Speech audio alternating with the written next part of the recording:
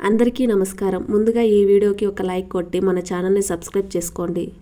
ప్రతినిత్యం ఇంట్లో దీపారాధన చేస్తుంటాము. కానీ మన జ్యోతిష్య శాస్త్రాలలో వివరించబడిన కొన్ని పూజా నియమాలు తెలుసుకొని దేవుడిని పూజిస్తే మీ పూజకు 100% పుణ్య ఫలితం లభిస్తుంది. మీ పూజలన్నీ ఖచ్చితంగా దేవుని చెంతకు చేరుతాయి. తద్వారా అదృష్టం మిమ్మల్ని వెతుక్కుంటూ వస్తుంది. ఆకస్మిక ధనలాభాలు కలుగుతాయి.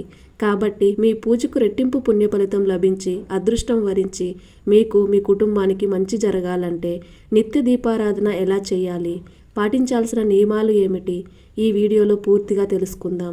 ముందుగా ఈ వీడియోకి ఒక లైక్ కొట్టి ప్రతి ఒక్కరూ ఓం నమః శివాయ అని కామెంట్ చేయండి.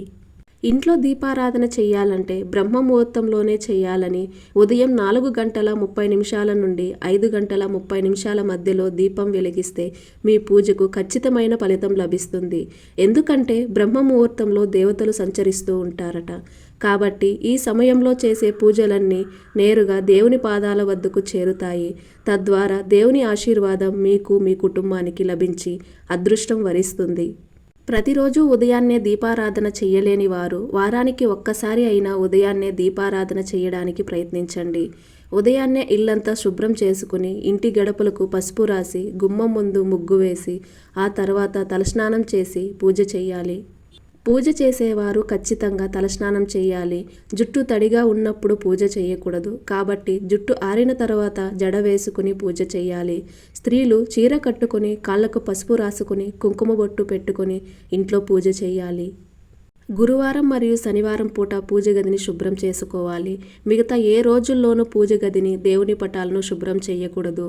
దేవుని పటాలకు పసుపు బదులుగా గంధం రాసి కుంకుమ బొట్లు పెడితే చాలా మంచిది. ఇక మీ పూజ గదిలో బియ్యం పిండితో ఒక చిన్న ముగ్గు వేయండి. దేవుని పటాలను పూలతో అందంగా అలంకరించండి. అయితే విష్ణుమూర్తిని మాత్రం తులసి దళాలతో అలంకరించాలి. పూజ ప్రారంభించే ముందు ఆచమనం సంకల్పం తప్పనిసరి. పూజ ప్రారంభించే ముందు మీ కుడి చేతితో కొద్దిగా నీటిని తీసుకుని ఆచమనం 3 సార్లు తాగాలి. ఆ తర్వాత మీ పేరు, మీ గోత్రం చెప్పి మీ కుటుంబం అంతా ఆయురారోగ్యాలతో అష్టైశ్వర్యాలతో ఉండాలని స్వామివారికి సంకల్పం చెప్పుకొని పూజ ప్రారంభించండి. అప్పుడే మీ పూజ నేరుగా దేవునికి చేరుతుంది. ఇక పూజలో అన్నిటికంటే ముఖ్యమైనది దీపం. దీపం ప్రమిదలో ఆవు నెయ్యి లేదా నువ్వుల నూనె పోసి 5 ఒత్తులతో దీపం వెలిగించాలి. అయితే అగ్గిపుల్లతో నేరుగా కాకుండా ఒక కర్పూరం బిళ్ళను వెలిగించి ఆ కర్పూరంతో దీపం వెలిగించాలి. దీపం వెలిగించాక దీపానికి గంధం రాసి 3 కుంకుమ బొట్లు పెట్టి దీపం దగ్గర పూలు, అక్షంతలు వేసి దీపానికి నమస్కారం చేసుకోవాలి.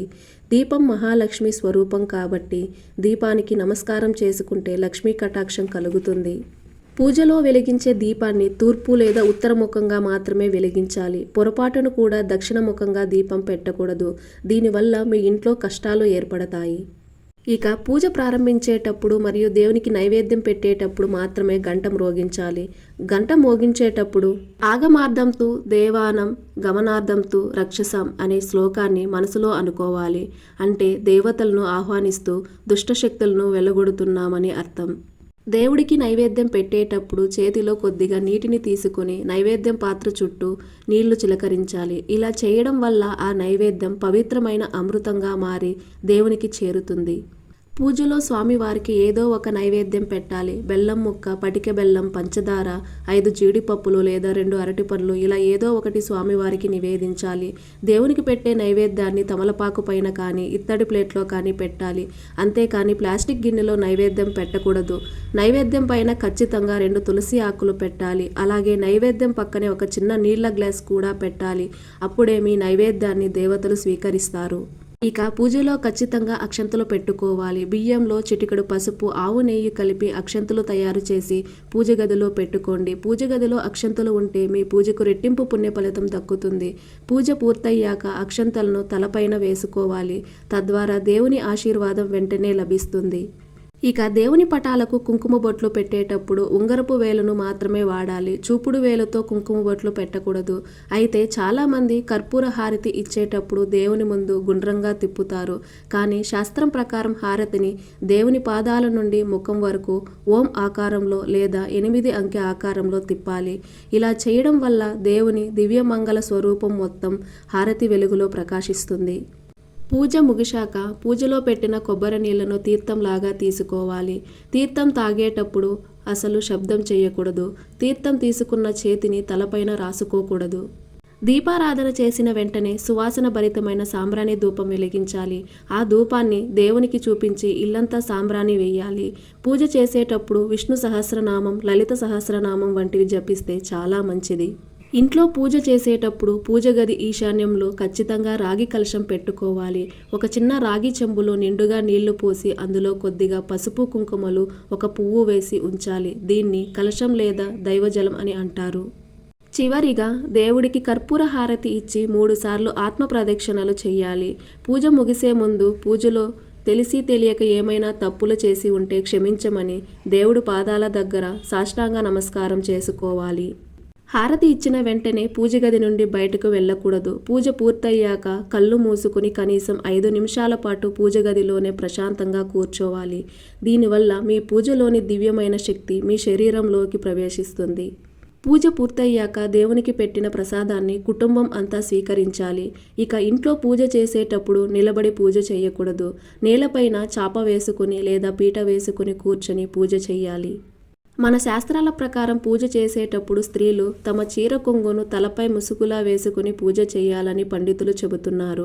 పూజ చేసేటప్పుడు ఇంటి సింహద్వార తలుపులు మూసి ఉంచకూడదు. ఎందుకంటే పూజలో వెలిగే దీపం మంత్రాల వల్ల దేవతలు మన ఇంట్లోకి ప్రవేశిస్తారట. కాబట్టి ఇంటి తలుపులు మూసేసి ఉంచితే దేవతలు ఇంట్లోకి రాకుండానే బయటికి వెళ్ళిపోతారు.